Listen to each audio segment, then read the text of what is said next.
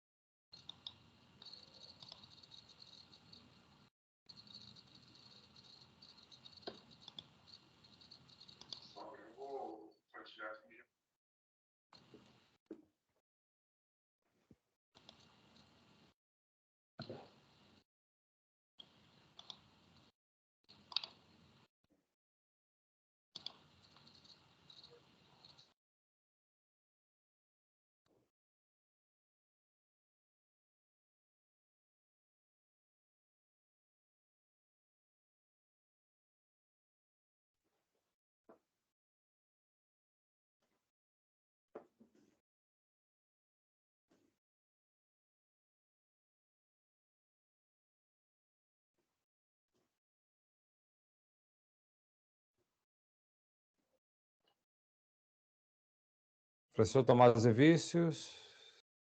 Calma aí.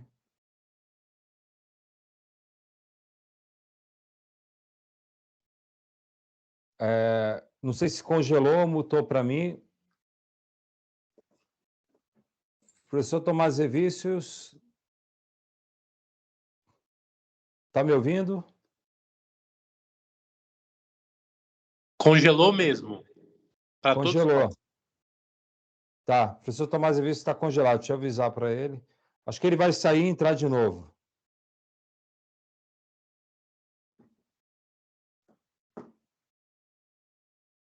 Minutinho, pessoal.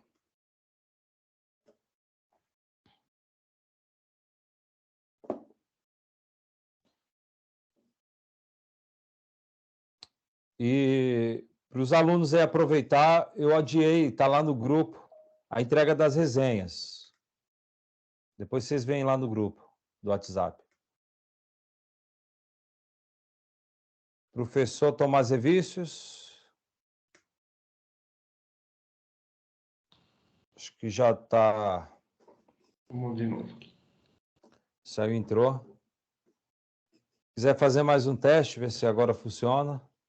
Agora vai. Foi? Perfeito. Se quiser passar para frente, isso, só para voltar, ver se funciona. Tá perfeito, tá perfeito. Ótimo.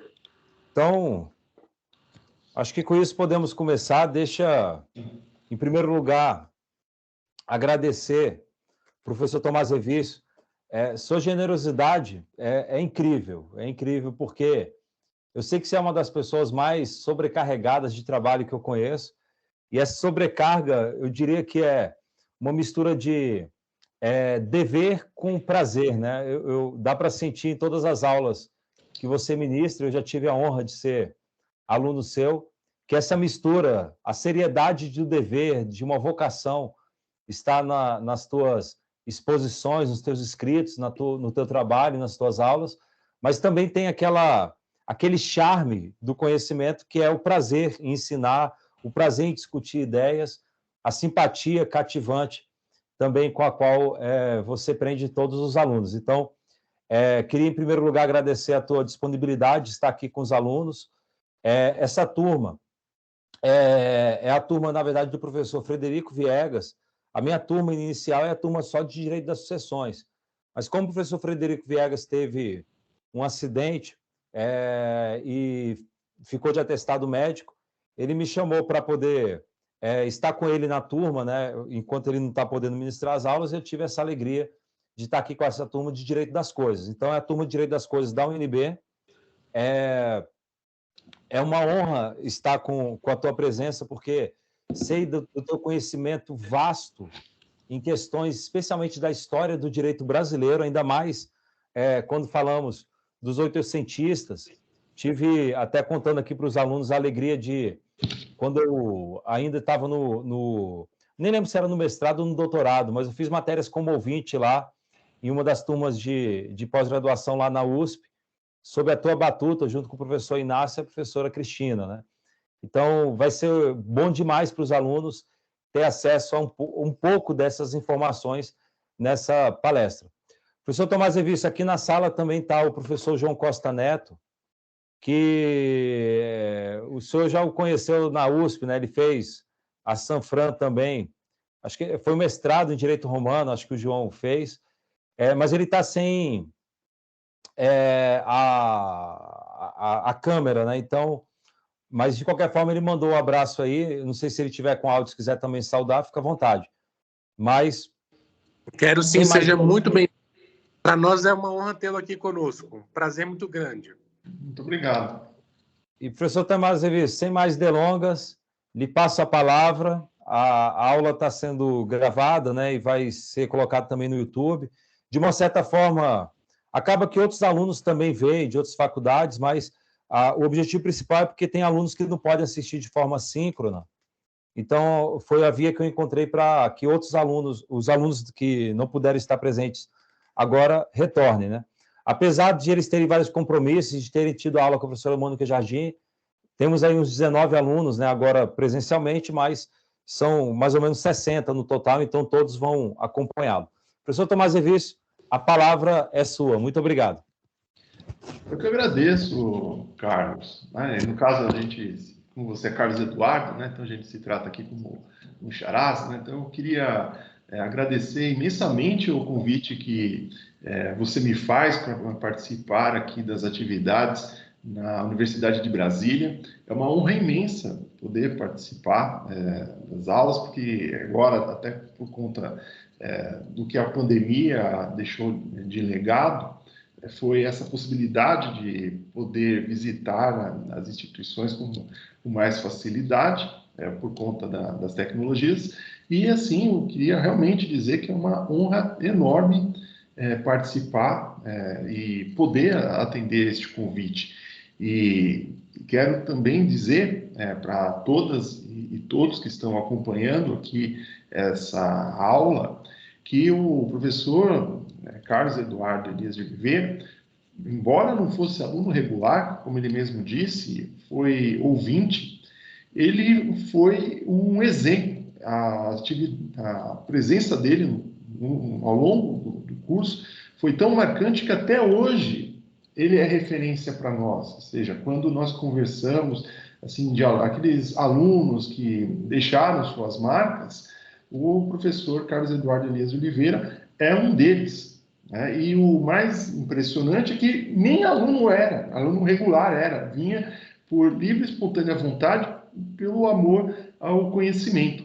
E mesmo não sendo aluno, acabou se tornando uma liderança do grupo, pela forma como estudava, se dedicava. Isto é, acabou puxando para cima o nível da turma no geral. Então, eu queria, ainda que com alguns anos de atraso, agradecer pela sua participação. E digo isso até para que vocês que estão tendo aulas com ele saibam que é um enorme privilégio ter uma mente tão brilhante, né? Ser uma pessoa tão dedicada, estudiosa, muito humilde, né? E muito produtiva. A gente pode ver aqui atrás, né, o curso de Direito Civil, que já é um sucesso. Também quero dar os parabéns aqui nesta gravação por tudo que você tem feito pelo direito civil brasileiro.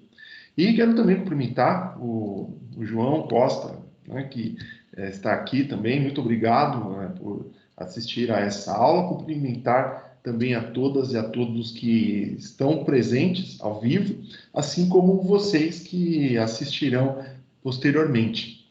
E o Carlos disse em relação à história do direito, né, porque, na verdade, eu sou professor de Direito Civil, claro, em parte geral, obrigações, contratos. Agora, nos últimos tempos, estou com direito de família, né? Já lecionei também direito das coisas, mas eu também gostei, assim como muitos outros colegas gostam de história, e entender como é que as coisas eram.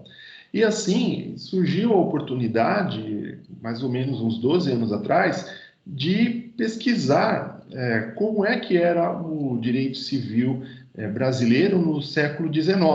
É claro, não é a leitura, a única leitura, é simplesmente um projeto de pesquisa, que para mim foi muito bacana, porque ao estudar os direitos reais e também o direito das obrigações, assim como o direito de família, no século XIX, tudo isso me abriu os horizontes, ou seja, me fez repensar os meus conhecimentos e entender por que eu lia. Ou seja, quando eu li o livro, um manual de direito civil, vejo ali atrás, na estante, né, do Carlos, ali, vários livros de direito civil. Ou seja, por que estes livros têm essa configuração? Por que estes livros têm os conceitos que trazem? Porque a forma de exposição é essa. E assim a gente descobre, né, que há uma continuidade entre os autores, há uma corrente de solidariedade, há, por outro lado, uma tradição no sentido mais próprio da palavra, porque tradição vem de entrega, né? A gente estuda isso em direito das obrigações, e há realmente uma entrega, né, de um legado, de um discurso sobre o direito civil, sobre um aspecto do direito civil. Isso valeria também para o direito público, né, de uma geração para outra. E aqui eu vim apenas compartilhar alguns dos resultados dessa minha pesquisa, que, claro, para oferecer o curso, requeria o estudo prévio, o estudo das fontes, para estruturar a exposição e, assim, fazer o debate com os participantes. E aqui eu vou ter oportunidade, né, o Carlos me dá essa oportunidade, mais uma vez, de nós podermos conversar, trocar ideias a respeito desse assunto, e por ser apenas uma exposição e não um curso sobre os direitos reais do Brasil no século XIX, eu fiz uma síntese. Isto é, assim, digamos, quase uma conclusão, uma síntese conclusiva. Quer dizer, chega até a ser redundante, né? Mas uma conclusão nesse sentido. Ou seja, de tudo aquilo que nós discutimos naquele curso, né, o que a gente pode extrair como lições para nós, né, para que possamos compreender o direito das coisas. Eu fiz essa breve introdução para situar vocês aqui quanto à chave de interpretação que eu usei para montar a aula de hoje. Então, o que nós temos aqui em relação aos direitos reais? O direito civil, todos vocês sabem, né, tem a sua base no direito romano. Se nós consultarmos o Digesto, que é a síntese do direito romano, produzida no século VI da nossa era, ali teremos 50 livros, uma série de institutos jurídicos, organizados como se fosse uma grande enciclopédia, né? E também, ao lado do Digesto, né, nós temos as Institutas de Justiniano, que, claro, não é algo inédito, né, para a época, assim, inédito no sentido de não ser uma novidade. Nós tínhamos as Institutas de Gaio, por exemplo, Regras de Ulpiano, e essas institutas são importantes pelo fato de que elas marcaram uma ordem de exposição do direito civil, em que nós temos, por exemplo, as pessoas, as coisas, e lá no final temos as ações, e assim, né, este modelo, esta forma de sistematizar o direito acabou, enfim, se cristalizando, talvez não seja a melhor palavra, mas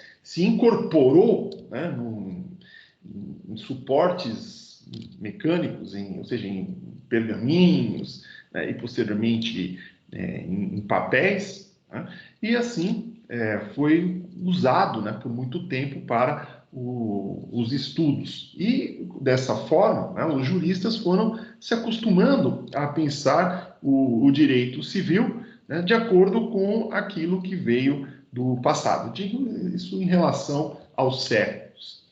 E em relação às coisas, que é o tema aqui do nosso curso, né, desta aula, tem uma série de aspectos que são importantes.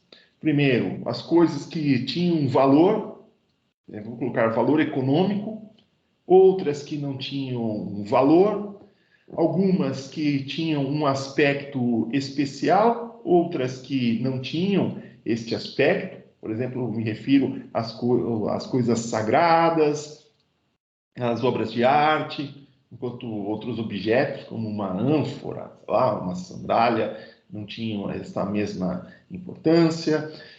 Tínhamos também a questão de imóveis, semoventes, e também dos imóveis, né? E como tinha um grande aspecto religioso, o direito, nos seus primórdios, e em alguns estados isso até se conserva, é que o solo, por exemplo, podia ser sagrado, isto é, como se faria uma continuidade do uso daquele espaço, ou seja, daquele território.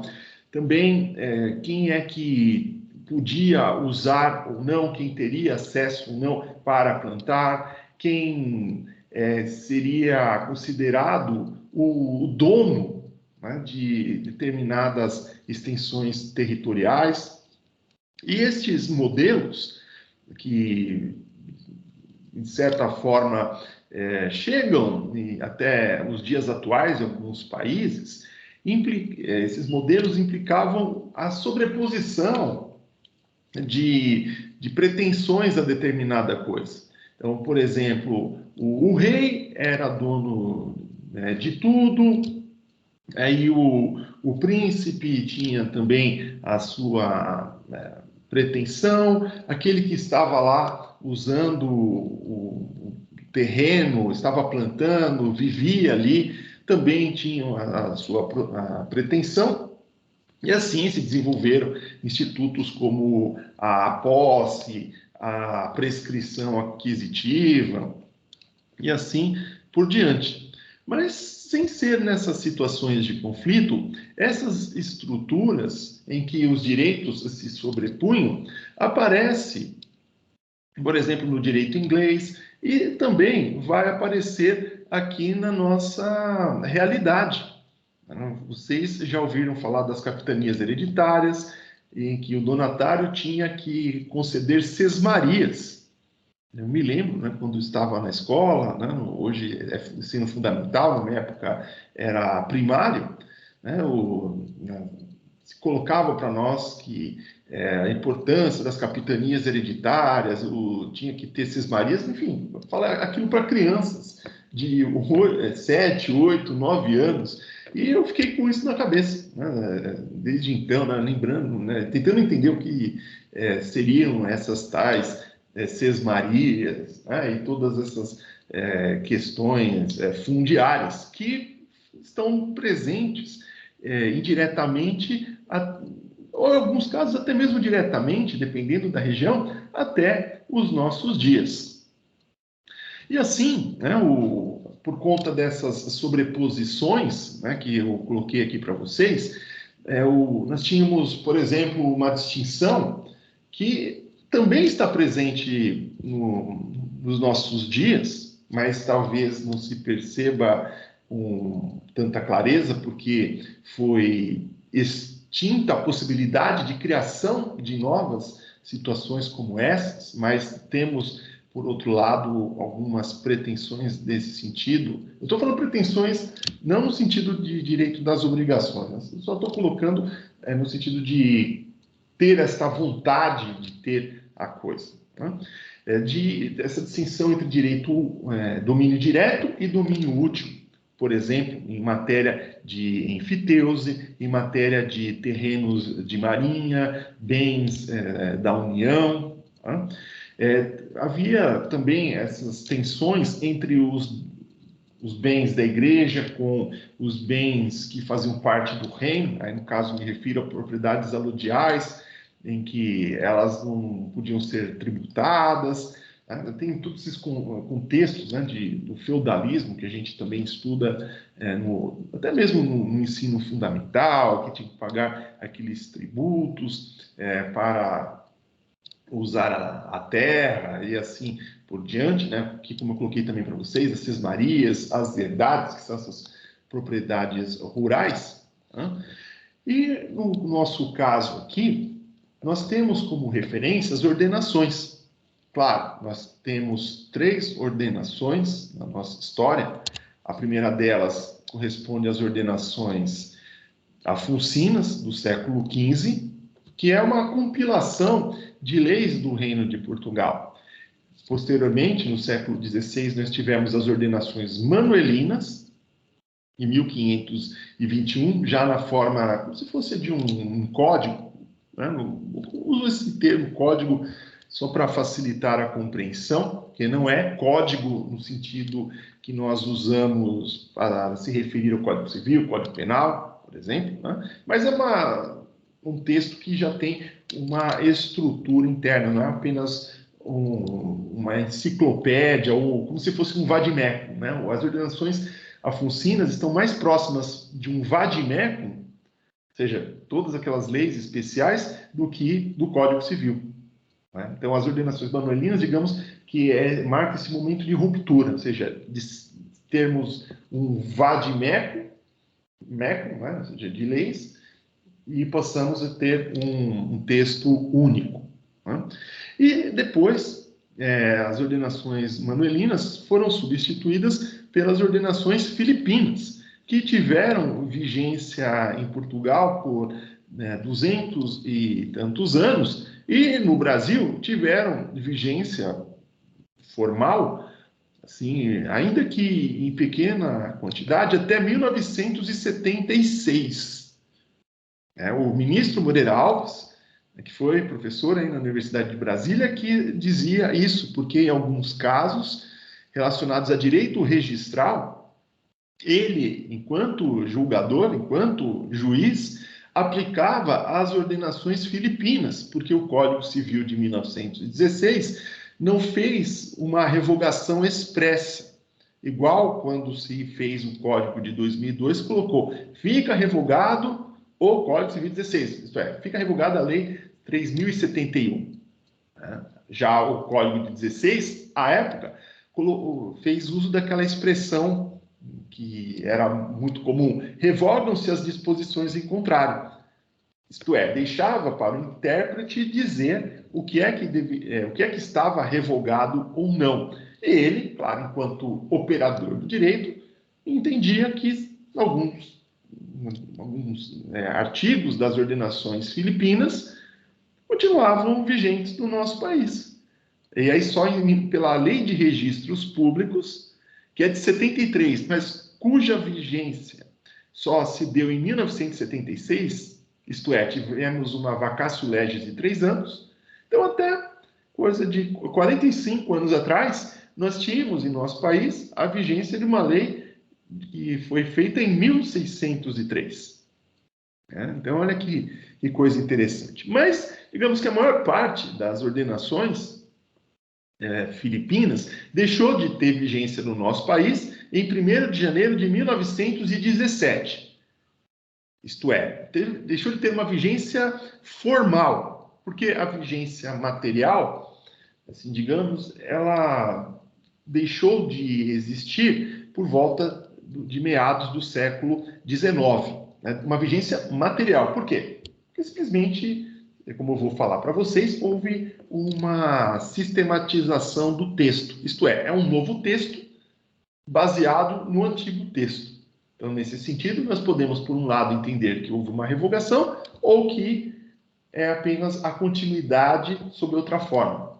É como se fosse uma casa reformada. É a mesma casa ou é uma casa nova? É mais ou menos nesse sentido que eu queria dizer. Mas aqui nós temos as ordenações filipinas, né, que, em matéria de direitos reais, direito das coisas, não tem uma disciplina organizada.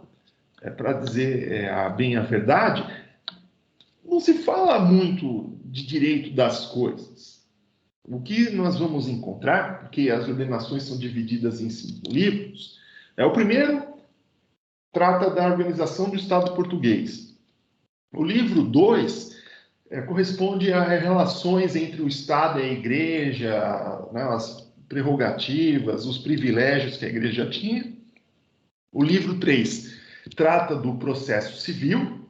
O livro 5º corresponde ao direito penal. E, por fim, o livro 4º, claro, inverti aqui só por uma questão didática, corresponde ao livro de direito civil. E, nesta parte, os tópicos que estão nas ordenações filipinas correspondem, na verdade, à matéria obrigacional. Isto é, quando se fala de coisas, ou assim, de assuntos de direito das coisas, né, ou tem um ou outro título, como este que vocês veem em relação às sesmarias, ou essas matérias estão diluídas dentro do direito das obrigações. Então, digamos que a perspectiva das ordenações filipinas é justamente essa, uma perspectiva obrigacional, que trata de coisas. Aí vocês podem me perguntar, mas por que eu estou falando disso? Porque se as ordenações, no limite, chegaram até 1976, isto é, isso significa, melhor dizendo, que ao longo do século XIX, qual era a base do direito civil? As ordenações filipinas. Então, para que a gente possa começar a entender como era esse direito das coisas, os direitos reais no século XIX, precisamos compreender minimamente como as ordenações se organizavam. Então, como eu disse, no livro 4º, vamos encontrar, sobretudo, regras sobre contratos, também sobre regime de bens.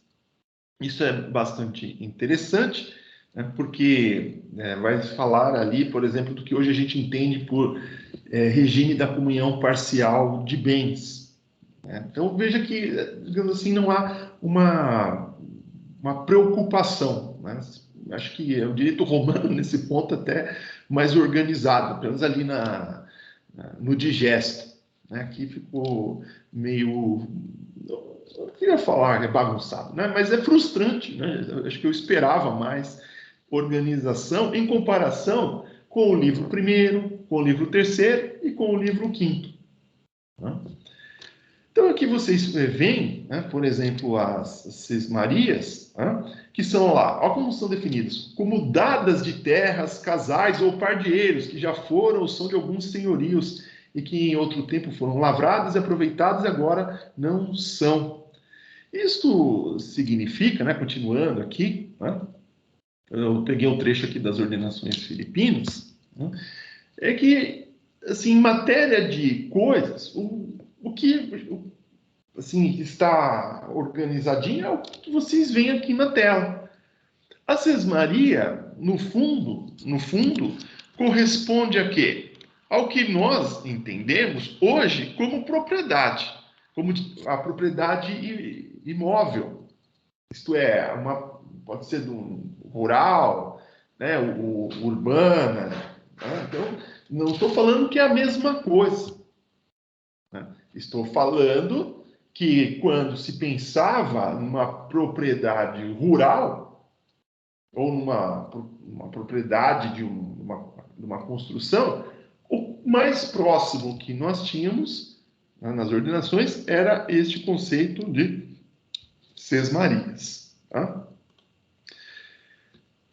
E a origem, né, das sesmarias, ela veio mesmo lá da Idade Média, por conta da peste negra, né? Eu acabei esquecendo de falar disso, né? Em vista de que a população estava passando fome e as terras estavam improdutivas. E o rei de Portugal, né, falou, olha, ou você começa a plantar para a gente comer, ou então você vem e arrenda essas terras, ou seja, que você conceda para outra pessoa poder usá-las. O termo sesmaria tem discussão. Pode tanto significar um sulco, ou seja, essa ideia de arar a terra, né, passar ali com o arado, né, para plantar, ou também poderia significar um cesto. Enfim, são coisas que vêm mesmo de um direito medieval, né? Mas é o que tinha. E aqui eu digo, né? Quando eu era criança, estava na escola, ou vocês também, não sei como é o ensino, né, nos últimos tempos, quando se fala em capitanias hereditárias, o que fala, olha, o donatário tinha que conceder sesmarias. Tinha que fazer o quê? Ele tinha que povoar o território nacional, né? Não sei se vocês estão me vendo. Sim, professor. Ah, tá. O slide continua? Sim. Ah, tá ótimo, obrigado. Eles tinham que povoar o território, por isso eles concediam sesmarias. Em outras palavras, eles estavam fazendo o quê? Distribuindo terras para as pessoas cultivarem, né? Porque essa atividade agrícola fazia com que as populações se fixassem no território, né? Então, olha só que coisa interessante. Aí vocês podem me perguntar, mas e para bens móveis, né? Esses objetos? Tinham duas opções, ou quais seriam os regimes jurídicos deles. O primeiro deles seria, ou seja, uma preocupação jurídica em relação a eles, era na compra e venda, no empréstimo. Então, nós temos os contratos sendo feitos. E depois, na hora da morte, quando morria, se fazia a partilha dos bens, né? Porque uma das formas de aquisição da propriedade é causa-morte. Você pode adquirir a propriedade em vida, como você pode adquirir a propriedade porque alguém faleceu, né? Mas o século XVIII já começa a ter uma transformação importante, ou muitas transformações simultaneamente, o que ocorre simultaneamente, melhor dizendo. A primeira delas é o iluminismo, né? Isto é, começam a pensar diferentemente, no sentido de que até então, ou seja, até o século XVIII, o mundo era antigo. O que acontecia lá na Roma Antiga, acontecia nos dias deles. Falavam, olha, não dá para ter isso. A legislação, a mesma coisa, porque se era baseada no direito romano, a regra que foi aplicada para o romano era aplicada para eles. Institutos que se usavam na antiguidade continuavam a ser usados. Também por questões da Idade Média, ou seja, questões medievais em que a pessoa ficava presa à terra. Também aprendemos isso nas aulas de história. Puxa, mas a pessoa vai ficar a vida inteira ali presa, não tem liberdade para nada. Ela quer ter uma propriedade imóvel, não pode ter porque pertence ao senhor feudal, mas por sua vez o que ele tem é do rei, isto é, tem aquelas sobreposições dos domínios, né? Só lembrar no nosso caso aqui, também fazendo um parênteses, né? Tinha o rei, o donatário, o sesmero, aquele que morava ali no local, ou seja, todo mundo ali tinha essa pretensão. E o absolutismo político andava atrelado com políticas econômicas como o mercantilismo, a fisiocracia, e já neste momento do século XVIII surge uma oportunidade para se reivindicar, claro, já ao final do século XVIII, um liberalismo econômico, né?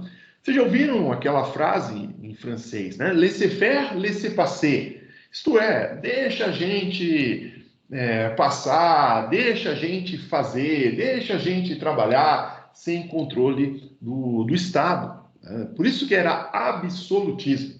Não tinha separação de poderes, não tinha liberdade para nada, não tinha liberdade para você ir e vir, não tinha liberdade para você ter um bem, né? Você ficava realmente, a pessoa ficava amarrada, né, naquela época.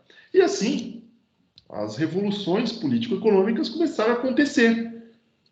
Nos Estados Unidos, né, na Inglaterra já tinha ocorrido 100 anos antes. Ocorreram nos Estados Unidos, ocorreu no Brasil, né, em Minas Gerais, ocorreu na França. Qual a diferença da França para o Brasil? Ou para os Estados Unidos? É que aqui a administração colonial foi muito rápida, né, e debelou o movimento, e os envolvidos eram também desta elite colonial. No fundo, não deu em nada, né? Eu já li todos os autos da Inconfidência Mineira. Claro, a gente sabe isso também da história, mas, assim, as penas, né? Ou seja, praticamente, assim, é triste dizer, né? Mas é algo não muito diferente do que a gente tem hoje, né? Ou seja, se cometem coisas horríveis e, no fundo, não dá em nada e pega um lá como bode expiatório. O Tiradentes, esse sim, foi punido por crime de lesa majestade, digamos assim, assumiram toda a culpa para ele, né? Ou no lugar dele, disseram que ele assumiu, sei lá, a gente não tem como saber, mas a defesa, os memoriais finais, né? Simplesmente ele acaba assumindo tudo ali, né? E foi morto, tá? Então, essa foi a diferença de um para o outro. Mas esse momento é crucial, né, dessas revoluções políticas e econômicas com a Revolução Industrial. Eu que, também por conta de ter feito o curso de História, eu estudei a história da siderurgia aqui no estado de São Paulo, entre os séculos XVI ao fim do século XIX. Então, aí eu vi num caso concreto, como se fosse um case study, né, como é que essas ideias econômicas implicavam a atividade, por exemplo, de produção de ferro, né? E também aqui o jusracionalismo merece a nossa atenção pelo fato de que este racionalismo que se manifestava na filosofia, também nas ciências, né? Isto é, de abandonarem-se referenciais da antiguidade e pensar numa física, né? Por exemplo, a física newtoniana, tudo isso, né? Não estou falando que uma coisa tem a ver com outra, mas é desse momento, né, em que se começa a pensar mesmo e falar, a gente precisa construir um mundo novo. Claro, seria uma Europa nova, né, na prática, né? Porque era onde essas pessoas estavam. E este jusracionalismo tinha como característica a reforma da nossa legislação. Mas antes de ter a legislação, ocorreu, melhor dizendo, uma mudança no pensamento, uma mudança doutrinária. E o Marquês de Pombal, né, que foi ministro em Portugal, não foi o único a fazer melhorias e avanços no reino, né? Mas ele é importante porque viveu na Inglaterra e trouxe essas ideias para Portugal. Ele foi um dos, assim, que incentivaram a industrialização do reino. Não deu certo em Portugal, não deu certo em Angola, não deu certo no Brasil no século XVIII, mas, de qualquer forma, do ponto de vista jurídico, né, nós tivemos aqui alguns impactos, ou tivemos transformações importantes. A primeira delas é a Lei da Boa Razão, que é essa lei de 17 de agosto de 1769, né, que ordenava que o direito romano, este que era usado até então, e também as ordenações, enfim, toda a legislação do Reino de Portugal, assim como também o uso de doutrinas medievais, né, no caso, os glosadores, os pós-glosadores, né, a grande referência é Bartolo de Sassoferrato, porque se dizia até que ninguém podia ser um grande jurista sem ser bartolista. Isto é, tinha que estudar Bartolo. Né? E não dava mais para usar esses textos de forma crítica. Isto é, tinha que romper com o argumento de autoridade, tinha que romper com esta ideia de que o que alguém disse lá atrás é a verdade e não se pode mudar. Essas visões não se adequavam mais a este momento do século XVIII, de iluminismo, liberalismo, revoluções, razão. Né? Então veja que a gente tem aqui uma lei chamada Lei da Boa Razão. Qual é o conteúdo? Falando que tudo tinha que ser interpretado, do ponto de vista jurídico, à luz da boa razão. Isto é, tinha que ver se dava para aplicar. Mas eu estou falando aqui de uma maneira muito simples. É interessante ler a Lei da Boa Razão. Não deixa de ser até um método de interpretação do direito. E também o Pombal quis acabar com o monopólio dos jesuítas da educação. Os jesuítas controlavam a educação primária. Né? O próprio caso aqui de São Paulo, a cidade foi fundada por um jesuíta, José de Anchieta. Ele fez o quê? Ele criou um colégio de Piratininga, que fica aqui do lado da Praça da Sé. Quem já veio a São Paulo, já viu lá o pátio do colégio, aquilo é uma fraude, tá? Foi uma reconstrução imaginada, né? Porque não sobrou nada, só tem uma parede, né? Não tinha aquele aspecto, né? Então os turistas são enganados, né?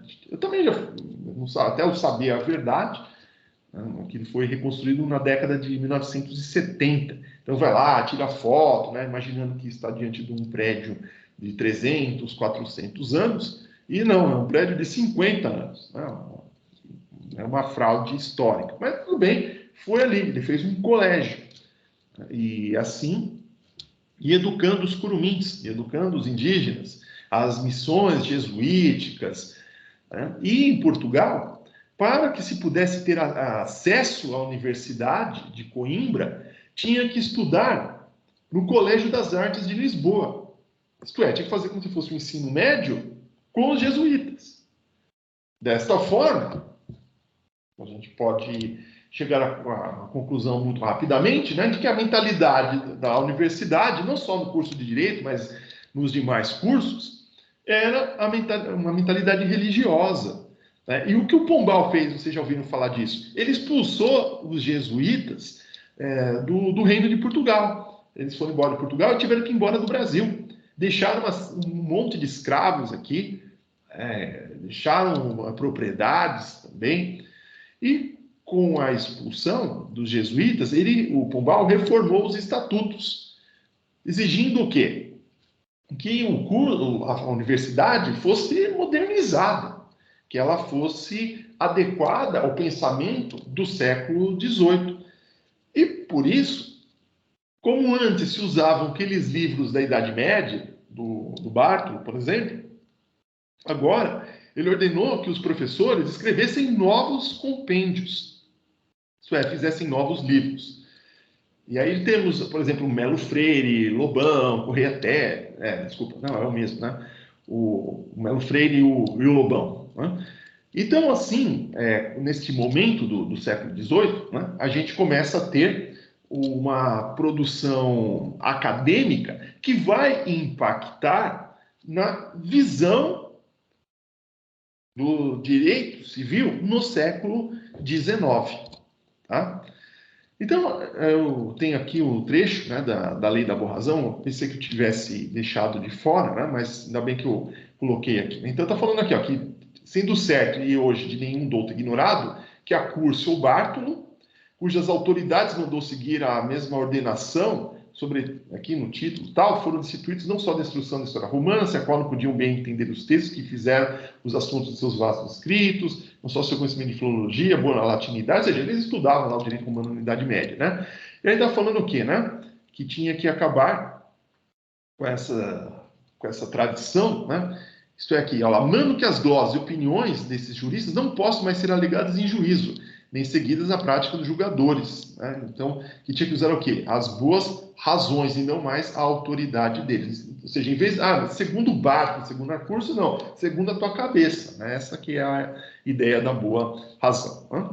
E aí chegamos, finalmente, no século XIX, que é o período, né, que corresponde aqui ao nosso curso. Já temos o liberalismo consolidado, né, Revolução Industrial, né, a todo vapor.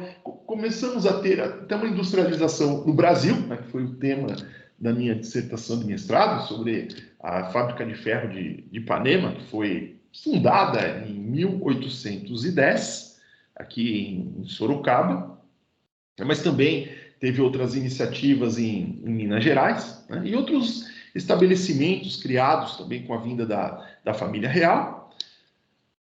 Do ponto de vista jurídico, o grande monumento é o Código Civil francês, de 1804, que tem por característica possibilitar a regulação dos interesses das pessoas num contexto de liberdade, num contexto de autonomia. Isto é, a vontade das pessoas se torna suficiente para a criação de normas. Isto é, antes era o rei que tinha que fazer tudo.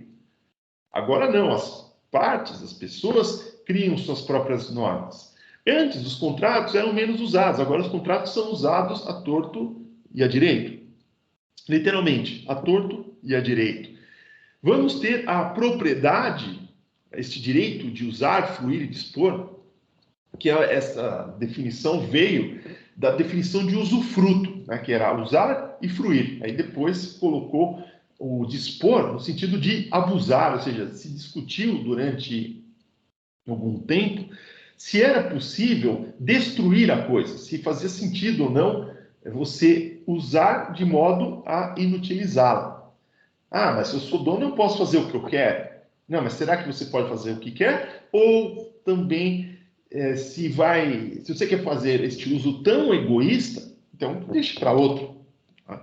E a propriedade, né, vem neste contexto como uma afirmação da liberdade. Em que sentido? De que antes as pessoas não tinham nada, agora elas podem ter. E o Estado, ou o rei, não pode tirar o que é delas. Então, olha só que interessante. A propriedade é uma forma de defesa do indivíduo em face do arbítrio do rei. Se eu sou o proprietário, eu tenho este direito. Ninguém pode vir aqui tirar. Claro que o Código Civil fala que ele vai ter exceções. Por exemplo, de acordo com os regulamentos públicos para fins sanitários, a desapropriação, mas aí tem que indenizar. Essas ideias que fazem parte do nosso direito surgem justamente aqui como uma reação ao poder absoluto do monarca. Na Alemanha, ali do lado, né, essa discussão também se deve ter um código civil ou se deve valorizar o costume, que no caso era o direito romano. Então, tem a discussão entre Thibaut e Savigny. O Savigny é o grande representante da escola histórica do direito, né? Então, enquanto de um lado a França já tinha uma legislação racionalizada, isto é, um código, né, que seguia a divisão que estava nas institutas, entre pessoas, coisas e modo de aquisição das coisas. Já aqui no que a gente chamaria hoje de Alemanha, né? Porque eram ali diversos estados, né? Então tinham problemas políticos, evidentemente, mas de um lado, olha, vamos organizar o direito civil ou não, vamos valorizar as nossas tradições. Se a gente trouxesse esta visão para a nossa realidade, para a realidade brasileira, seria de um lado, nós vamos codificar o direito brasileiro ou nós vamos continuar com a tradição das ordenações? É mais ou menos isso que ocorreria no Brasil se esta ideia fosse diretamente transplantada. Teve repercussões aqui? Teve, inclusive na doutrina, na visão. Eu vou mostrar para vocês, mas só para deixar claro nesse primeiro momento, é que, só para facilitar a compreensão de vocês, qual era mais ou menos esse debate? Se continuava como estava, porque isso era considerado muito bom, ou se deveria, então, ter uma lei racionalizada, né, uma lei codificada. O que no Brasil se fez? Nós temos aqui, como primeiro mandamento, a Constituição Brasileira de 1824, que dispõe sobre a codificação. Olha só que o artigo 179, que equivale, pela redação, vocês podem observar, ao nosso artigo 5º. Equivale, não estou falando que é igual, né? Equivale. Então, olha lá, a inviolabilidade dos direitos civis e políticos dos cidadãos brasileiros, que tem por base a liberdade, a segurança individual e a propriedade, é garantida pela Constituição do Império pela maneira seguinte. Olha, como é que vai garantir a liberdade, segurança e a propriedade? Uma das formas é organizar-se-á quanto antes um Código Civil e Criminal fundado nas sólidas bases da justiça e da equidade. Então, qual era esse... por que tinha que ter um Código Criminal? Porque o livro 5º das Ordenações tinha como penas a morte, ou seja, as penas eram de morte, ou degredo para regiões do Império Português. Sendo que, uma gradação, o pior lugar para o degredo era o Brasil. Quando se fala, mandaram um monte de gente para cá, né, aqui para o Brasil, né, de onde é que vem essa ideia? Vem das ordenações. Por exemplo, aquele que falsifica mercadorias, né, ou seja, que faz trapaças, a pena era assim: se o prejuízo fosse elevado, sofria a pena de morte. Se o prejuízo não fosse tão elevado, era degredo para sempre no Brasil. Então, claro, se o Brasil se tornou independente, como é que a pena podia ser de morte ou degredo para o lugar onde ele mesmo estava? Então tinha que fazer um código, que também eram essas penas todas muito cruéis, já estavam em desacordo com o pensamento iluminista, né, do Beccaria, por exemplo. Né? Então não dava mais para usar esse livro 5º. Aliás, nós tivemos o Código Criminal sendo elaborado em 1830, e eu escrevi um texto, que está publicado em português e também em inglês. Eu fiz um estudo junto com o professor Inácio, né, sobre o Código Criminal, e eu fiquei impressionado vendo a primeira sessão legislativa do Congresso Brasileiro. Hoje a gente está na 56ª sessão legislativa, né? Então, a primeira, que foi de 1826 a 1830, né, lendo os debates, eu fiquei impressionado, porque os deputados, eles tinham lido o Beccaria e o Jeremy Bentham e discutiam profundamente esses autores na elaboração do Código Criminal. Por isso que o Código Criminal brasileiro é uma referência mundial.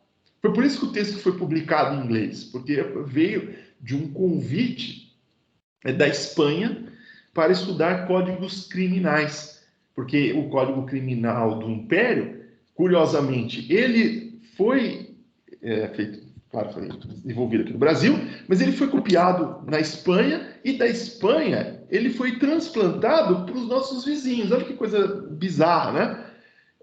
Eles se apropriaram, enfim, se inspiraram em ideias que saíram daqui, foram para a Europa e depois voltaram, né? A mesma coisa ocorre com outro jurista do qual eu vou falar daqui a pouco, né? Mas o Código Civil brasileiro, este então demorou quase 100 anos para se fazer, né? E assim, então, durante boa parte quer dizer, todo o século XIX, né, essa é a verdade, né? Nem boa parte, mas todo o século XIX, qual era a legislação que se aplicava para o direito civil, agora mais especificamente para o direito das coisas? A primeira delas eram as ordenações filipinas. O que tinha lá? Cis Marias, etc., né? Aí, em 1850, se fez a Lei de Terras, né, da qual vocês também já ouviram falar, né? Me lembro que, olha só, depois eu vou mostrar para vocês, mas caiu no meu vestibular da Unicamp, né? Perguntar isso, né? Assim, era decoreba, né? Porque só depois de muitos anos é que eu fui entender o que era essa Lei de Terras. Mas só adiantando, né, ela se refere às sesmarias, né? E o regulamento, que é muito interessante a gente saber. Aí depois nós tivemos a consolidação das leis civis, em 1858, né, e a lei hipotecária de 1864. Tá? Então, esses eram os textos que estavam em vigor aqui no nosso país. Né? Então, aqui quanto às ordenações filipinas, só coloquei novamente os slides, né? Então, por exemplo, a gente tinha as sesmarias. Né? Continuo pulando aqui. Lei de terras. Tá? Então, aqui, ela vai tratar das terras devolutas do Império. Então, qual foi a ideia?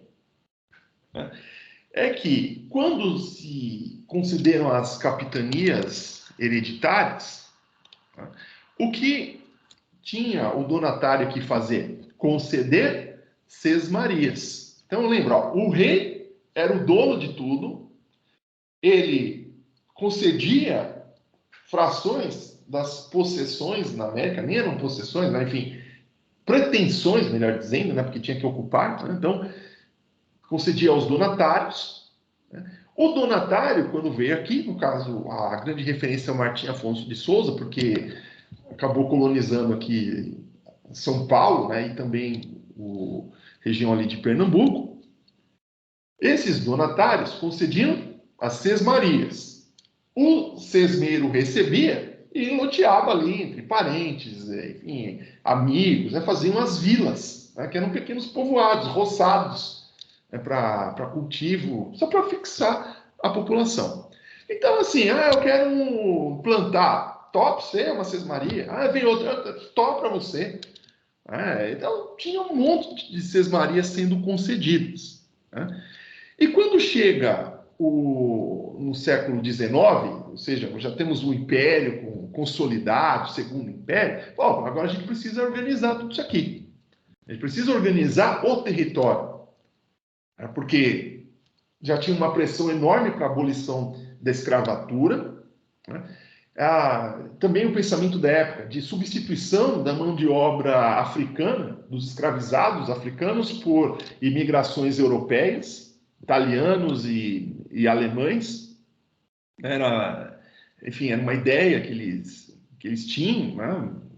E aí por isso a gente tem a região sul aqui do país com essa característica, né, morfológica, né? Assim, as descendências, né, de alemães e também de italianos. Né? Então era preciso fazer o quê? Definir o que era de cada um. E olha que curioso, enquanto na França a propriedade era uma resistência ao poder político, aqui não. Aqui era a necessidade de definir o que era de cada um, né? E também, né, obter receitas. Qual era a receita? Então foi assim: eu, rei, no caso imperador, então o Dom Pedro II, sucedendo todos os seus antepassados, né, ele falou: aquilo que se concedeu para vocês, a título de sesmarias, é de vocês. Aquilo que não foi ocupado até o presente momento passa a ser do Império, ou seja, volta para mim. Por isso se chamam de terras devolutas, ou seja, volta tudo para mim. E eu, tendo as terras devolutas, vou leiloá-las. Travou? Estou com o áudio ligado. Tá, pronto, resolvi.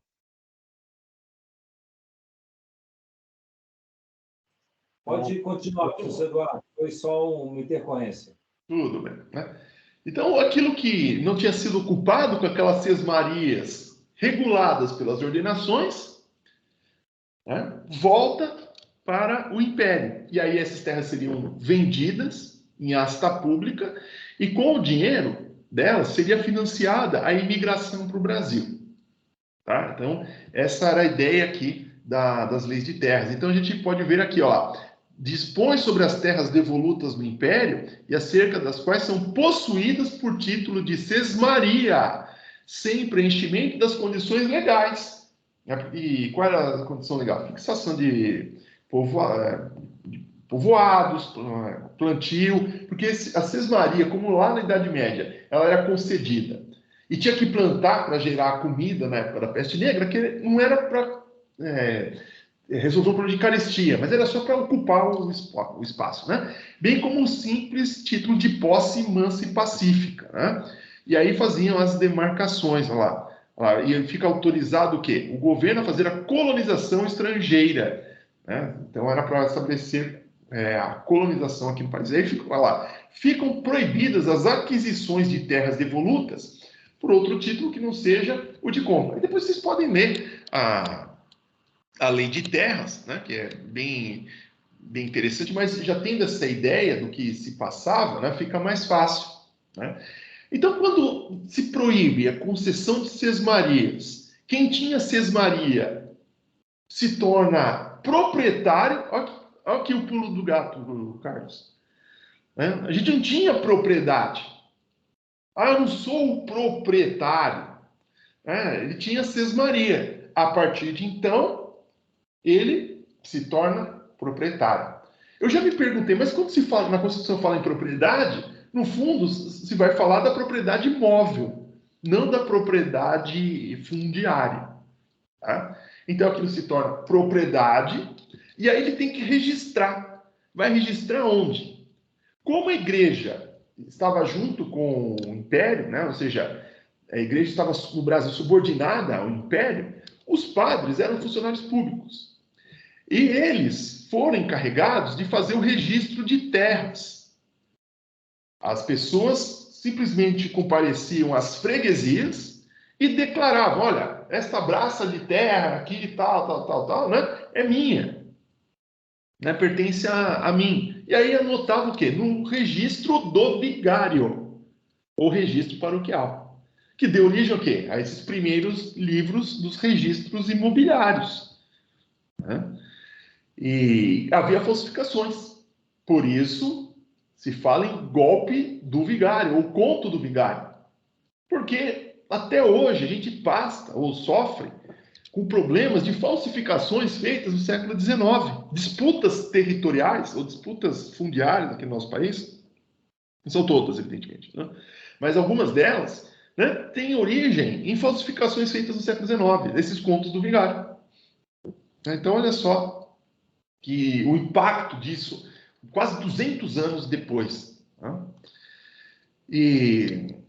E aí, né, continua aqui, ó, serão revalidadas as sesmarias, legitimadas as posses. Então, quem também era posseiro acabava, né, se tornando um proprietário de terras. Né? E aí, como se aplicavam as ordenações diretamente, ou seja, se continuava a usar as ordenações, e também tinha que cumprir aquele mandamento constitucional de fazer um código civil, porque o criminal já estava feito, se contratou um jurista, Augusto Teixeira de Freitas, vou falar dele daqui a pouco, né?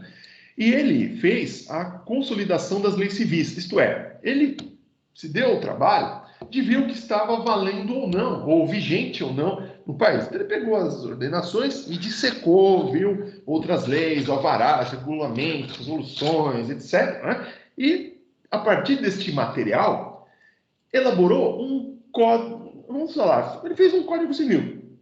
Não é o código igual a gente tem de 2002, né, porque não foi aprovado como lei, né, mas ele fez um trabalho, né, no formato de um código, porque ele dizia, primeiro tem que conhecer para depois poder codificar. Então, esse trabalho de conhecimento corresponde a esta consolidação. Então, aqui um exemplo, o artigo 1º. Né? Então, olha lá, as pessoas consideram-se como nascidas apenas formadas do ventre materno. A lei conserva-lhes seus direitos de sucessão para o tempo do nascimento. Lembra muito o quê? O artigo 2º do nosso Código Civil. Claro que aqui se adotou uma outra teoria, né? O Teixeira de Freitas era concepcionista, aí a doutrina do século XX interpretava que o nosso código era natalista, e hoje se interpreta, né, à luz do Pacto de São José da Costa Rica, que a gente tenha a teoria concepcionista. Né? Você consegue justificar, né, ou personalidade condicionada, enfim, dá para conseguir justificar que é concepcionista, né? Mas eu sei também que tem o acórdão do Supremo, né, que julgou o artigo 5º da Lei de Biossegurança. Mas, enfim, né, não é esse o tema, né, só para mostrar para vocês como é que as ordenações impactaram na própria organização do que a gente tem como Código Civil, né? E temos, então, a Lei Hipotecária, que é de 1864. A hipoteca tem por finalidade, né, ou seja, vocês vão ver ou já viram, sei lá, né, que ela é um direito real sobre coisa alheia, mas é quando se oferece um imóvel em garantia, né? Essa é a finalidade da hipoteca.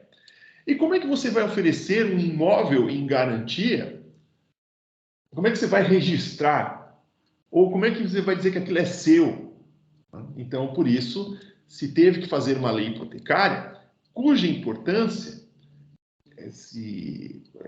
no caso aqui, a importância da lei hipotecária, é que ela, digamos, é um germe, o segundo germe do registro imobiliário. O primeiro é o registro paroquial, e o segundo é com a lei hipotecária, né? Que aí já vai ter um formato, vocês podem ver aqui, né, de uma lei mais próxima da nossa era do que, como vocês viram lá, das ordenações, né? Então, olha lá, o que podia ser objeto de hipoteca: imóveis, os acessórios, os escravos e os animais pertencentes a propriedades agrícolas, domínio direto de bens enfitêuticos, domínio útil dos mesmos bens, etc., né? Então, esta lei merece a atenção e ela foi revogada em 1890. E quem eram esses juristas da época? E qual a importância de nós sabermos quem eles eram? É porque, a partir das obras deles, outros profissionais de direito foram se formando, foi se criando uma mentalidade ou um discurso jurídico sobre o direito das coisas que, inevitavelmente, vai se reproduzir no formato da nossa legislação. Daí o estudo dos juristas brasileiros oitocentistas. Eu selecionei 3, mas tem um quarto aqui, que é o José de Alencar, o escritor, né? Ele não era um jurista igual esses 3 primeiros, ele era um escritor, era um advogado, né, um político, né? Mas também escreveu sobre direito. Claro que a obra mais famosa dele é Iracema, e não A Propriedade. Mas eu o trouxe aqui porque chama a atenção e ajuda a gente a entender esta movimentação do discurso jurídico a respeito dos direitos reais no século XIX. O primeiro deles é o Lourenço Trigo de Loureiro, que nasceu em Portugal, estudou em Coimbra, mas ele terminou o curso aqui no Brasil, né? E foi professor na Faculdade de Direito do Recife. Lembrando que aqui no Brasil, durante o Império, nós tivemos 2 faculdades, uma em Olinda, que depois se mudou para Recife, e a segunda aqui em São Paulo, né, da qual eu faço parte, né, que é o Largo de São Francisco. E no século XIX, a importância do Recife era maior que São Paulo. Isto é, a pujança intelectual era assim, mais evidente lá no Recife, do ponto de vista acadêmico, do que propriamente em São Paulo. Aqui, claro, se formaram advogados, promotores, juízes. Depois, os presidentes da República, aí já numa fase que São Paulo, né, começa a despontar como uma economia forte. Então, aí você também vai ter as pessoas que estudaram aqui, mas sendo parte desta elite econômica, essa elite cafeeira. Por esse motivo, né, os juristas daqui acabam ascendendo aos cargos da República. Mas o século XIX, assim, em boa parte, assim, merece realmente destaque a Faculdade de Direito do Recife. E ele, por ser professor, escreveu um livro, Instituições de Direito Civil Brasileiro. Foi em 1851. Este livro é interessante porque ele era um manual básico de direito civil. Enquanto outros autores usavam, ou melhor dizendo, eles se dedicavam a um aspecto do direito civil, o Lourenço Trigo de Loureiro fez um curso de direito civil inteiro. Claro, não tem uma grande profundidade, mas eu acho bem claro. Assim, é fácil entender o Lourenço Trigo de Loureiro. E como é que ele vai dividir a matéria de direito das coisas? O que ele faz? Né? De certa maneira, ele, até pelas fontes que consultou, e quais eram essas fontes?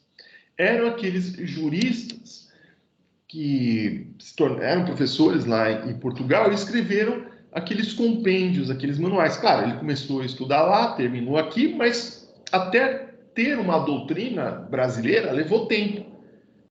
Ele é a primeira, digamos assim, né, de direito civil. Né? De outras matérias a gente tinha outros autores.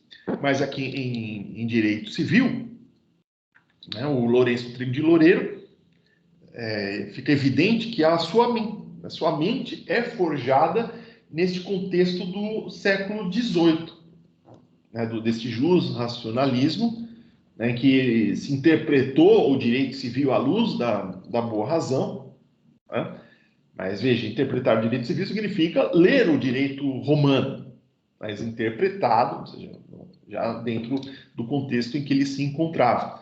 Por esse motivo, vai ter essa divisão dentro do livro correspondente ao que o Gaio tinha desenvolvido, seja pessoas, coisas e as ações. Né? Então, por isso mesmo, ela começa falando das pessoas, mas depois vai falar das coisas. Então, lá, das coisas em relação à sua natureza e qualidade, em relação ao seu destino, que hoje está na nossa parte geral. Né? E, na sequência, vai falar o quê? Do domínio e da posse. E a aquisição do domínio, que podia ser entre vivos e também causa-mortes, e a causa-mortes ele colocou num item próprio, que é da herança e dos modos por que se adquire e se perde. E o tomo 2, está dividido em 2 volumes, né? Aí já vai falar, lá, misturando, né? Direito das sucessões com direitos reais. Então, lá, de partilhas ele vai para servidões, usufruto, penhor, concurso de credores, hipotecas, né? Você vê que é bem bagunçado, né? Ou seja, não tem uma linearidade, ele não dividiu certinho. Aí você fala, mas por que aparece hipoteca se é de 1864, o livro é de 1861? É porque ele fez um adendo, ou seja, atualizou, falando, novidade, né? Nova lei de hipotecas, né? Está lá no fim do livro. Né? Mas vejam, observem vocês, que o assunto vai e volta, ou seja, não queria usar esse termo, né? Mas é como se fosse um balaio, né? Jogou tudo ali, e não tem uma sistematização toda bonitinha. Tá? Que é o que vai acontecer com outro autor que eu vou falar. Né? Mas olha só o que ele entende por domínio. Né? Olha lá, que a palavra domínio exprime a ideia de propriedade, consiste, segundo a natureza e essência, em que a coisa ou coisas corporais que formam seu objeto são propriedade nossa, pertencem-nos exclusivamente. Né? E aí ele começa lá a discorrer sobre o assunto, já tem essa visão, né, de domínio e propriedade, que nos manuais de direito civil parecem como iguais, só que não é bem assim. Né? O domínio estava para os imóveis e a propriedade para os móveis. É que o Código Civil francês modificou tudo, né? E aí já tem este impacto, né, que vem das fontes romanas, mas também vale destacar que o próprio Código Civil francês ele segue essa divisão básica que o Gaio estabeleceu. E aí ele coloca lá o conteúdo, lá, do que se trata esse direito de propriedade. É usar, gozar, usufruir da coisa, defender e sustentar a posse dela, reivindicar, dispor. Né? E vemos aqui também, né, que os domínios, né, ou seja, a extensão do direito, né, menos pleno, propriedade dividida, limitada, imperfeita, gravada, propriedade comum, com propriedade, com senhores, com proprietários. Né? Então você vê que É um texto bem simples, mas lendo a gente consegue perceber direitinho do que ele está falando. Isto quer dizer, né, que é bem curioso, porque esse livro é de 1851, o que estava vigente no país eram as ordenações, e lá se falava de sesmarias. Então, olha só a dissonância, né, entre a doutrina e a legislação. Isso sempre me chamou a atenção. Isto é, ele escrevia sobre algo que não estava presente na realidade dele. Mas isso vai começar a mudar de figura, né? Aqui no... continuando aqui, falando, esqueci, né? Universal, particular, pleno, menos pleno, direto, útil, verdadeiro, fictício, natural e civil. Ele vai explicando, mas corresponde ao que? Essas sobreposições dos domínios. Quando eu fazendo referência às ordenações.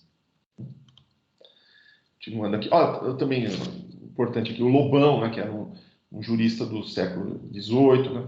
Ou seja, olha a fonte que ele vai buscar as ordenações, e esses autores, claro, não tinha como escapar disso, não? E também os autores que ele estudou na faculdade, que escreveram seus manuais a partir da ordem que o Marquês de Pombal deu. E aí também, Correia Teles, né, que é outro jurista do século XVIII, que escreveu também a mando do Pombal. Né? Continuando aqui, aquela divisão entre posse ad uso capione e posse ad interdicta, né? Que no fundo não está na nossa legislação com clareza, mas de onde a gente tira isso? Né? Dessa tradição aqui dos juristas, né? Que um vai copiando o outro. Né? Continuando, aqui lá explicando que o alvará, assim por diante. E aí chegamos onde eu queria chegar, né, que é o Augusto Teixeira de Freitas, que nasceu na Bahia, começou os estudos em São Paulo, mas aí ele se desentendeu com o professor aqui, porque ele não queria ser avaliado pelo professor, e falou, você não quer, então... Enfim, não foi bem assim, né, mas só para facilitar, né, você não aceita que a gente avalia, então tu vai buscar teu caminho em outro lugar. Aí ele foi para Olinda, terminou o curso lá, e fundou o Instituto dos Advogados do Brasil, em 1843. E ele foi contratado pelo governo imperial para fazer a consolidação das leis civis. Isto é, como eu falei para vocês, transformá-la, essa legislação brasileira, no formato de um código. E, uma vez concluído esse trabalho, ele fez o esboço de Código Civil, que não foi adiante, não se tornou o nosso Código Civil, porque ele se desentendia com todo mundo, se desentendeu até com Dom Pedro II, e encerrou-se o trabalho, mas não foi perdido. Serviu de base para o Código Civil argentino, feito por Vélez Sarsfield, que esteve em vigor na Argentina até 2016. E quando se pensa, será que teve uma influência? Sim, teve muita influência, muita. Quando eu li pela primeira vez doutrinadores argentinos, me chamou a atenção o seguinte: segundo Freitas.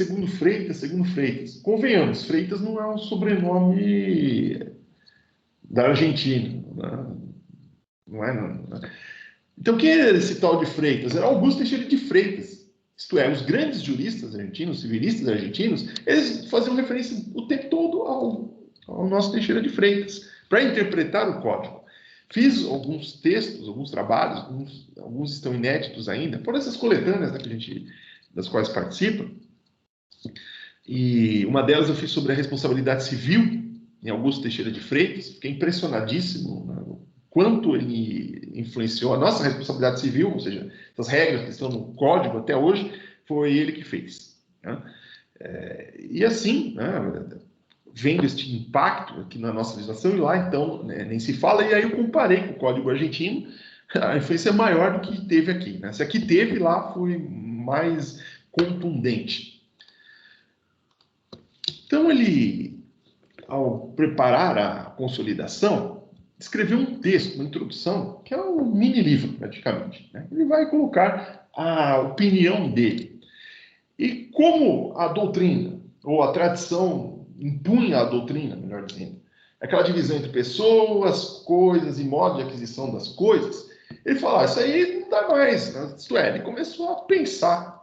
E influenciado por Leibniz, ele propõe uma divisão, né? Ele começa a criticar tudo ali, falando lá do Coelho da Rocha, que usou o método de Machiavelli e assim por diante, lá, pessoas, coisas e atos jurídicos, aí, né? Aí aqui, como é que fica essa divisão entre direitos reais e direitos pessoais? Esse aqui ele vai usar a divisão entre direitos absolutos e direitos relativos, né?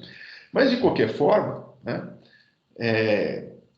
Dentro da obra dele, ele vai distinguir os direitos reais dos direitos pessoais. Então, na consolidação das leis civis, tem lá de um lado os direitos pessoais e, por outro lado, dentro do texto, os direitos reais. Já vai colocar o domínio, as servidões, a herança, a hipoteca, a prescrição aquisitiva. Né? Então, isso significa o quê? Por exemplo, aqui nesse último 5, né, tá 4, né? Prescrição aquisitiva, que não tinha uso capião, tinha a prescrição aquisitiva, que era uma solução dada pelos romanos ante a impossibilidade de alguém ser dono da terra, por exemplo, do imperador. E no esboço de Código Civil, né, que não se tornou lei aqui, mas lá na Argentina se tornou, ele, no livro terceiro, olha só como ele vai dividir a matéria, né? Vai falar da posse, da aquisição dos direitos reais e do domínio, né? Tinha domínio perfeito, domínio imperfeito e o condomínio. Tá? E depois a sequência de fiteiros, usufruto, uso, habitação e servidões. Então, digamos que ele já dá uma melhorada, né? Então, fala de direitos reais sobre coisas próprias e direitos reais sobre coisas alheias. Eu trouxe aqui para vocês, né, a definição que ele colocou na consolidação das leis civis. Isto é, ele extrai, né, trechos ali, na verdade, assim, na minha opinião, né, não deixa de ser uma interpretação para lá de extensiva. Né? Mas vamos lá, né? O artigo 881 da consolidação, que consiste o domínio na livre faculdade de usar e dispor das coisas e de as demandar por ações reais. Aí, de ações reais, como o livro terceiro fala de processo, seriam as ações possessórias, né? Lembrando que o direito romano se estruturava pelo sistema de ações. Aí ele vai falar da aquisição do domínio dos animais silvestres por a sua captura, ocupação, isso no artigo seguinte, né? Então, você vê como oscila, né, bastante a matéria. Mas o que é interessante também destacar são as notas, né, que ele começa a explicar o que ele pensa a respeito do assunto. E como era uma consolidação, nós tínhamos a Lei de Terras de 1850. Veja como a Lei de Terras, olha lá, a nota 23, Lei 601, de 18 de setembro de 1850, e Regulamento 1318 de 1854, que cria o registro do vigário, registro paroquial. Ele fala: aquisições de terras devolutas e revalidação e legitimação e posse delas serão reguladas por leis especiais. E aí ele vai falar o seguinte, lá, que todos os possuidores são obrigados a registrar as terras que possuírem, ou seja, começa a organizar este registro das propriedades, digamos assim. Né? Aquilo que já tem proprietário, né? Aquilo que está definido, né? Vai se transmitir, né? Por meio dos contratos, e não mais por chegar lá e ocupar de qualquer forma. E temos, né, o terceiro jurista, que é o Lafayette Rodrigues Pereira, que nasceu na Vila Real de Queluz, atual município de Conselheiro Lafayette, né, que coincidência, né, de o município mudar de nome, né, porque é o filho ilustre, né, ali da região. Ele se formou aqui em São Paulo e escreveu, não um curso de Direito Civil, mas escreveu 2 livros, grandes livros, Direito de Família e o Direito das Coisas. Foi ministro da Justiça, morreu 105 anos atrás, né? na Gávea, na atual Rua Marquês de São Vicente, onde hoje fica a PUC-Rio. Né? O Lafayette, como ele escreveu aqui em 1877, vai receber uma influência vinda da doutrina europeia mas pela via alemã. Enquanto ali o Lourenço Trigo de Loureiro vem de uma tradição lusitana e também de alguma influência francesa, né, por conta enfim, do status da França do século XIX, né, e também preso, né, à tradição das ordenações, porque era o texto vigente à época. Aqui a gente já teve o quê? Consolidação das leis civis, né, já tem uma outra fase, né, do nosso direito. E esses autores vão prestar atenção no movimento que ocorre lá não diria nem Alemanha, vou colocar que já tinha Alemanha, né? Nessa época, né? Sobretudo aqui do direito das coisas, direito de família não, né? Mas direito das coisas já tinha. Isto é, já começa a ter lá na Alemanha uma produção do Código Civil, né? Levou um tempão, né? Mas esses autores já começam a chegar aqui. Já tem traduções francesas, né? Isso ajuda, né? De autores alemães aqui para o Brasil, e dessa forma já se nota que uma reorganização da matéria ou uma releitura daquilo que a gente já tinha a partir de uma outra chave de interpretação. Então, olha só, aqui ele vai falar de posse e domínio, coisa que nós temos no nosso código. Na parte segunda, os direitos reais de uso e gozo na coisa alheia, né? Usufruto, uso, habitação, servidões e fiteusa. E, por fim, penhor, anticrés e hipoteca. Se vocês olharem o Código Civil, a nossa sequência, né, está aqui. Né? Não estou falando que o Lafayette é que fez o código, né? O Bevilacqua fez, mas claro que Bevilacqua está dentro deste contexto, leu, né? Ou seja, talvez tenha até se formado estudando os livros do conselheiro Lafayette. Então você vê direitinho aqui essa parte. E lembrando, né, que o Teixeira de Freitas nessa época já estava em declínio, né? Já tinha se exposto com todo mundo. Então você vê que tem este autor, que também queria ser um codificador, tinha planos de fazer o Código Civil brasileiro, e o livro dele, olha lá, ele começa a falar do quê? Dos direitos reais. Então lá, os direitos que formam o nosso patrimônio se dividem em duas classes, direitos reais e direitos pessoais. E aqui vai definir, né, que é o direito que afeta a coisa direta, imediatamente, sobre todos os aspectos, mas não é isso que eu queria colocar aqui para vocês. Mas olha as fontes que ele usa. Zavini, Zaccaria, Mainz, olha lá, curso de direito romano. Então você já vê o quê? Uma neopandectística entrando aqui, né? Essa escola histórica começa a ser veiculada na nossa tradição. E vocês, quando estudarem agora, ao longo desse curso de direitos, vocês vão ver que nós temos influências, digamos, alemãs na nossa legislação, no nosso Código Civil. Ao contrário de outros países que seguiram a matriz francesa. Nós seguimos, digamos, a matriz alemã. É discutível até se isso é verdade ou não. Mas eu acho que o que faz com que se diga isso é que esses autores, desculpa, justamente vão beber dessas fontes alemãs. Né? Então, acaba mudando o referencial deles. Né? Olha lá, na outra página, Zavini, Mainz e assim por diante.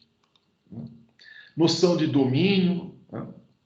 Também, olha lá, sempre as definições aqui que ele vai usar, né, lá do McKeldey, que foi mencionado anteriormente, né? E aí continua aqui, o que ele entendia como propriedade, né?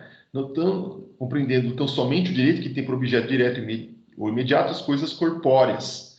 Nessa acepção se lhe dá mais geralmente o nome de domínio. né? Ao lado domínio, o direito real que vincula e legalmente submete ao poder absoluto de nossa vontade a coisa corpórea, uma substância, acidentes e acessórios. E olha aqui a notinha, né?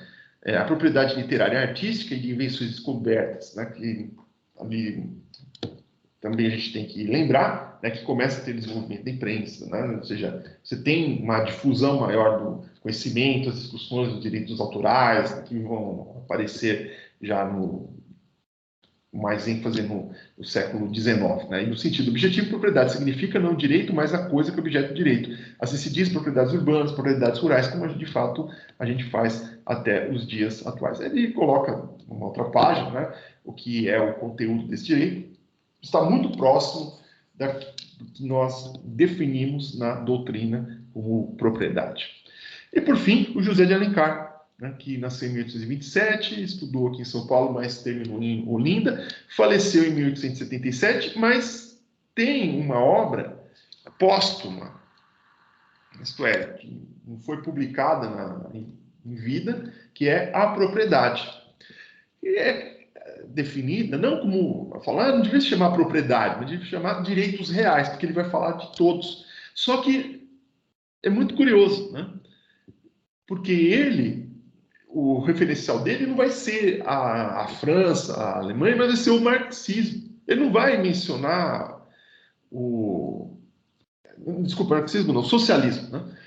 Ele não vai mencionar, dar a fonte, né? Não é nesse sentido. Mas você vê o quê? Um discurso socialista dos direitos reais. Isso que é bacana. Vou mostrar aqui para vocês alguns trechos. Então, olha lá.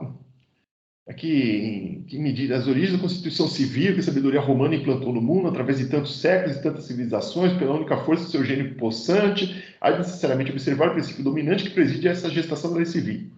Esse princípio é a propriedade. A gente fala, a propriedade se manifesta logo sob a forma de uma tirania. Tem o poder de infundir no cidadão livre, nos cívios romanos, uma entidade escrava e possuível. O homem politicamente independente é servo na vida privada e ela ainda essa tirania de propriedade que no seio mísero da democracia transforma o santuário das afeições domésticas em uma servidão e um poder marital e paterno numa autocracia despótica. Então, ou seja, ele já está vendo esse direito, o direito das coisas. Lembra o Engels, né? Origens da família, propriedade privada e do Estado. Não tem citação, mas você vê que é uma influência. Olha lá, começa aqui também a falar mal, né, aristocracia da propriedade imóvel, fracionamento de direitos dominicais e servidões, não são nada mais que o aperfeiçoamento da emancipácio, né, do colonato, né, do privilégio estabelecido em favor dos bens como res mancipe, né, e assim por diante. Né. O materialismo que envolveu o direito civil na sua nascença, o egoísmo romano, parece ter se petrificado na organização da propriedade civil. Então, reparem, né, que é bem diferente do discurso dos antecessores. Né? E da hipoteca também, começa a falar mal dela, né? Que ela não serve para nada, ela quer a inutilidade da hipoteca, porque não permite isso que me chama mais atenção aqui, né? Que todo mundo pode fazer hipoteca, só que isso é uma falsidade, porque nem todos podem prestar sobre hipoteca, né? Também a experiência tem demonstrado que poucos objetos móveis, tais como os minerais de diminuto volume e nenhum consumo, são recebidos civilmente em penhor. Ou seja, ele vai falando que tinha que repensar todo esse direito das coisas. Né? Portanto, a hipoteca só é concedida aos credores de pessoas que possuem bens imóveis, o que é verdade. Né? Mas ele vai falar que as pessoas não tinham como obter crédito. Neste número conta-se a loja, açougue, padaria, taberna, botica e assim sucessivamente. Né? E aí continuo falando, né, mal aqui da propriedade, já entra para a área, para a esfera criminal. Né?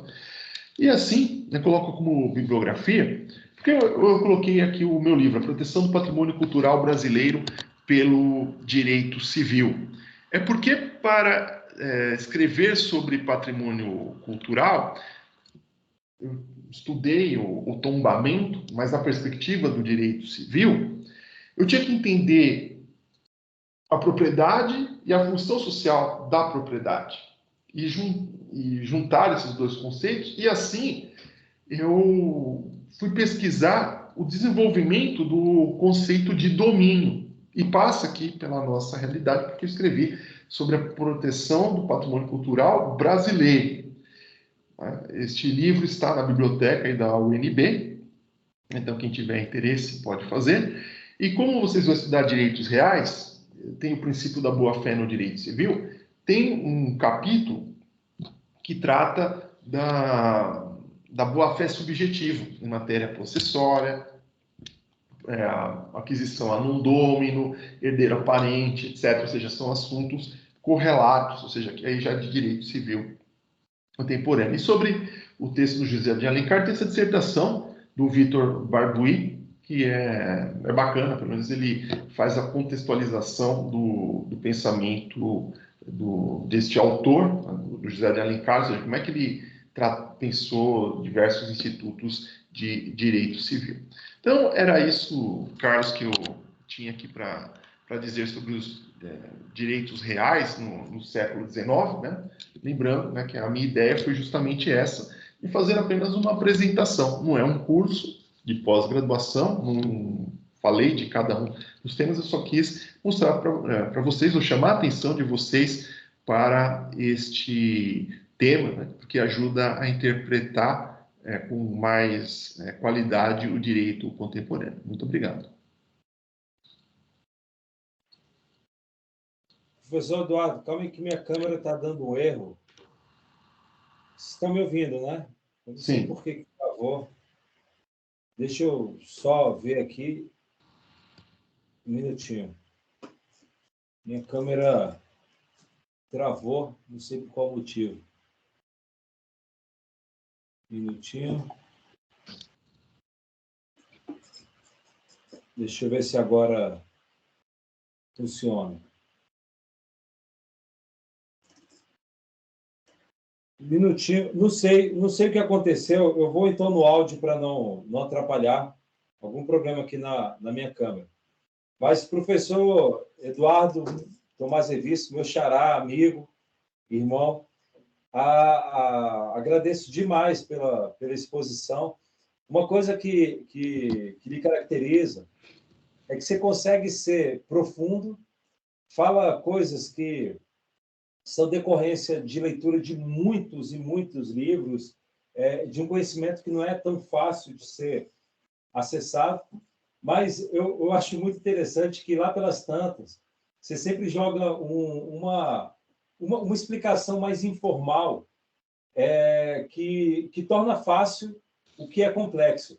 É interessante esse jeito que lhe singulariza, que traz um didatismo incrível na apresentação. Para os alunos, até eu queria dizer que, na minha visão, do curso de vocês, essa é uma das aulas mais importantes do curso. E tem um motivo claro para isso. É que essa aula ela é transversal a todos os ramos do direito civil, e não só o direito civil, como a outros ramos. Você ter noção da história do direito, e especialmente do direito privado, ter noção da loucura normativa que havia antes das eras das codificações, saber que, por exemplo, a obra do Teixeira de Freitas, a Consolidação das Leis Civis, que não era uma lei formal, na verdade é como se fosse uma obra privada, como se fosse um manual de direito civil, mas compilado, assim. Na verdade era uma lei, mas não publicada. Eu diria que é um soft law, professor Eduardo Tomás Revis. Soft law são normas que são produzidas por entidades privadas, mas que não são vinculantes, mas que guiam as pessoas. E o Teixeira de Freitas, quando fez aquilo, ele, na verdade, pegou um samba da pessoa louca que havia, para usar a expressão correta atualmente, porque você tinha regras até do direito romano que valia, em princípio, até naquele momento, e juntou tudo e fez uma compilação. E aquilo passou a ser, inclusive, o guia que atapetou a elaboração do Código Civil e a atividade dos juristas.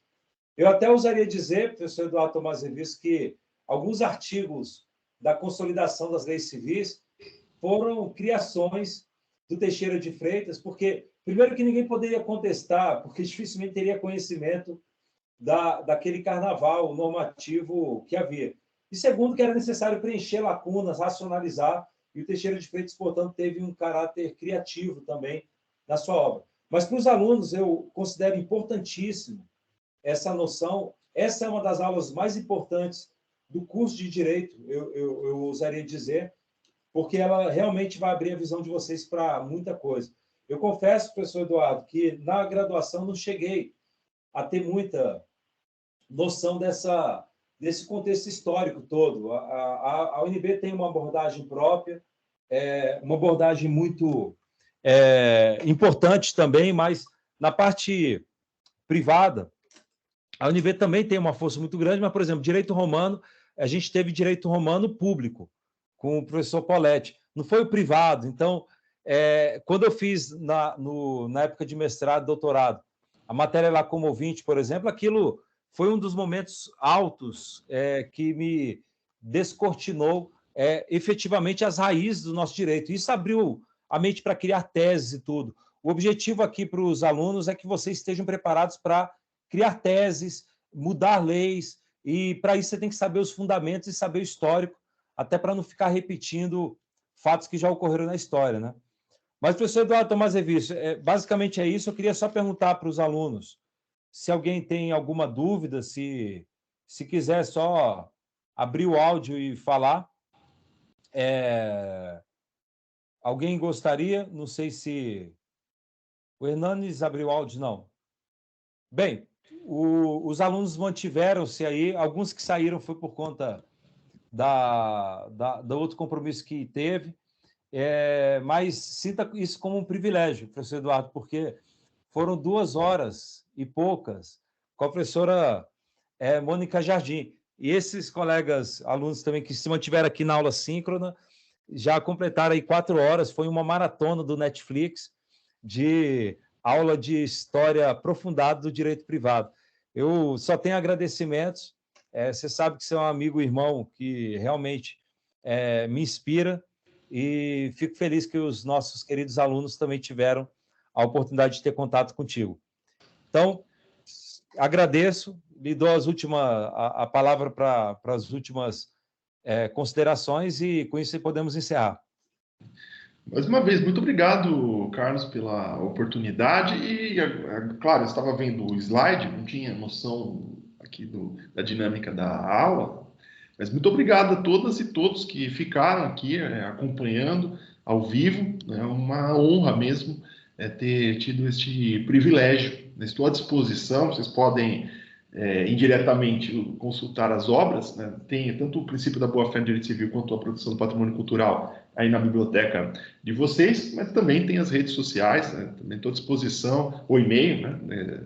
Estou à disposição para ajudar sempre que for preciso. Acho que o importante agora, acho que uma outra lição da pandemia é que fez com que a universidade tenha que se transformar. Não vai mais poder ser aquela hierarquia de ter uma unidade que é apenas a sala de aula, ter o professor e os estudantes. Agora nós temos que trabalhar em rede. Temos redes de conhecimento, redes de contato, redes de estudos coletivos.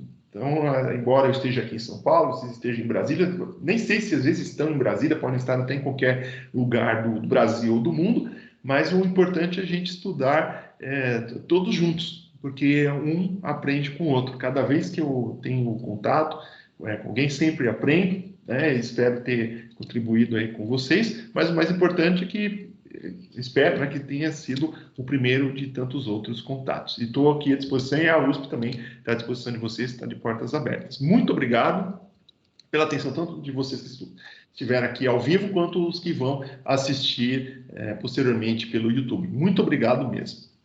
Professor Eduardo, muito obrigado. Eu lhe passo também o link, porque acho que essa aula foi tão completa que até daria para você aproveitar eventualmente para alunos que vão fazer um curso e tal, para antecipar e preparar o terreno. Mas, repito, teu didatismo é incrível, você consegue misturar o formalismo e o informalismo numa dosagem perfeita que dá profundidade e torna didático. Eu estava até rindo aqui, algumas comparações que são perfeitas, assim, que tu faz e que realmente mostra o quão genial você é. Um abração para ti, obrigado demais, novamente, e sempre estamos aí à disposição. Um abração. Um abraço. Obrigado, gente. Tudo de bom.